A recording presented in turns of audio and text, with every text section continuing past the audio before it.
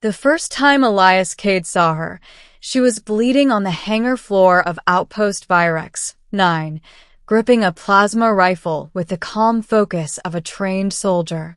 Sparks rained from a ruptured ceiling conduit, alarms screamed in 3 alien dialects, and pirates were pouring through the eastern breach.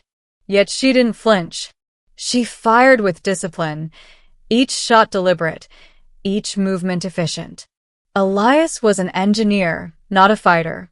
He had been sent to Virex 9 to repair the station's failing gravity core, not to survive a raid.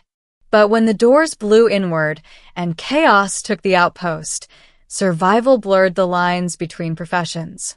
"Cover me," she shouted, her voice sharp but steady. Elias didn't know why he listened. Maybe it was the authority in her tone. Maybe it was the way she stood, wounded, outnumbered, yet unafraid. He grabbed a fallen sidearm and followed her lead, heart hammering as they retreated into the maintenance corridors. They fought together for nearly an hour, navigating smoke-filled passages and collapsing bulkheads. She moved like someone who had trained her entire life for war, even when injured. When ammunition ran low, she improvised. When systems failed, she adapted. By the time the pirates were driven back by station defenses, Elias realized something unsettling. She wasn't just surviving. She was commanding the battlefield. Afterward, as emergency crews stabilized the station, Elias found her sitting alone near the gravity core, her blood drying dark against a torn combat suit. He introduced himself, stammering slightly. "I'm Elias. Engineering Division." She studied him with dark, unreadable eyes. "Lyra," she said simply. "No rank. No unit. Just a name." Over the next few weeks, they worked side by side repairing Virex 9. Elias handled the systems. Lyra assisted where she could, learning machinery faster than any soldier he'd known. She asked intelligent questions, grasped complex concepts, and often corrected his assumptions with unnerving precision. Still, she never spoke of her past. Elias noticed other things, too. How station officials deferred to her without realizing why. How mercenaries lowered their weapons when she spoke. How even hardened veterans instinctively waited for her approval during security briefings. "She's special," one guard muttered once. "Don't know how. Just feels like it." The truth began to surface when Elias accessed classified energy signatures during a routine diagnostic. The readings near Lyra were impossible, biometric patterns matching ancient imperial genetic markers long thought extinct. The Empress line. Elias stared at the screen in disbelief. The Galactic Imperium had fallen 2 centuries ago. Its ruling family had been erased during the Succession Wars. Or so history claimed. That night, Elias confronted her in the engine bay. "You're not just a soldier," he said quietly. "Your DNA, it matches the Imperial bloodline." Lyra didn't deny it. She closed her eyes, exhaustion washing over her hardened expression. "I hoped it wouldn't come to this," she said. She told him everything. Her name was Lyra Valen Astria, last surviving Empress of the Imperium. As a child, she had watched her world burn. Loyalists smuggled her away, training her not as royalty, but as a weapon, because crowns could be taken, but strength had to be earned. She fought under false names, served in forgotten wars, hid among soldiers and laborers, waiting for the right moment to reclaim what was lost, or die trying. "I don't want a throne," she said. "I want stability. I want an end to endless war."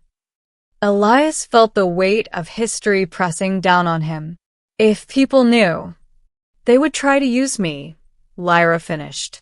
"Like everyone else." Their secret didn't last. The Imperium's remnants, hidden factions loyal to the old crown, detected her presence. So did the Dominion regime, the authoritarian power that had risen from the Imperium's ashes. Within days, Virex 9 was surrounded by warships. The Dominion demanded Lyra's surrender. Elias watched her stand before the station council, wounded armor replaced by a simple uniform. She looked different. Taller. Commanding. "I will not run anymore," she said.